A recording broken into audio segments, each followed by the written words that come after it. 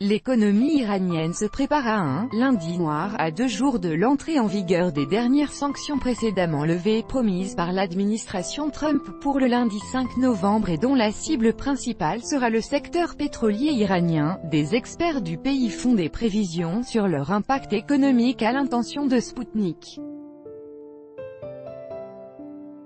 Le rétablissement des sanctions précédemment levées contre l'Iran annoncé par Donald Trump à partir du lundi 5 novembre, plus particulièrement contre le secteur pétrolier de la République islamique qui, selon les projets américains, réduiront à zéro les ventes de pétrole iranien, a été commenté pour Sputnik par des experts nationaux.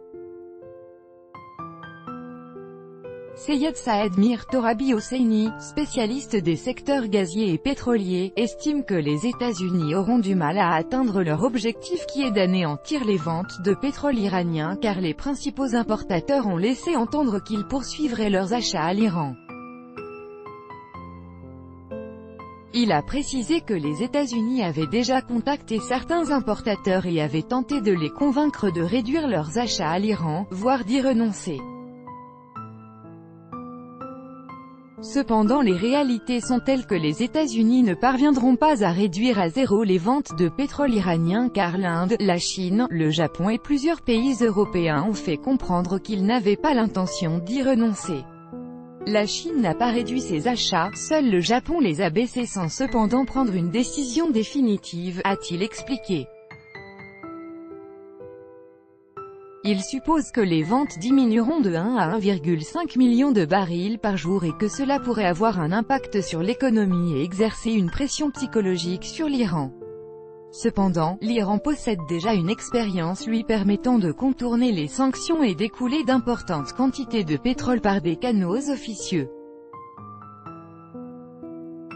Le secrétaire général de l'Association des économistes iraniens, Peyman Molavi, a noté que le secteur bancaire serait le premier à éprouver les effets des nouvelles sanctions américaines, admettant que dans le reste elles revêtiraient plutôt un caractère symbolique. Il a cependant estimé que l'Iran trouverait le moyen de faire face à ce problème. Dans le secteur bancaire, le coût des transactions financières internationales augmentera, ce qui créera certains problèmes aux sociétés iraniennes, a-t-il détaillé.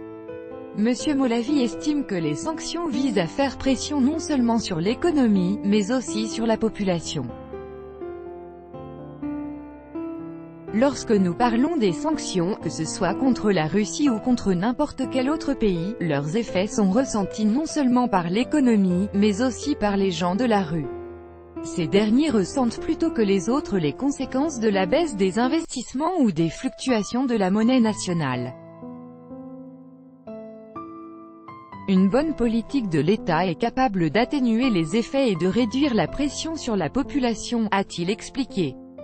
En ce qui concerne l'éventualité de l'aide à l'Iran de la part de l'Union européenne, l'économiste a souligné que les sanctions augmentaient les risques pour les investissements, d'où une baisse de confiance envers le pays dont les produits et services deviennent moins demandés. Les sanctions auront une incidence négative sur les investissements dans des projets étrangers. En Iran, il y en a qui voudraient investir. Ils attendent pour voir quelle sera la situation après l'introduction des sanctions, a révélé M. Molavi. Il estime cependant que si l'Iran trouvait le moyen de contourner les sanctions et de vendre 1 million de barils du brut par jour, le préjudice causé à l'économie sera minime.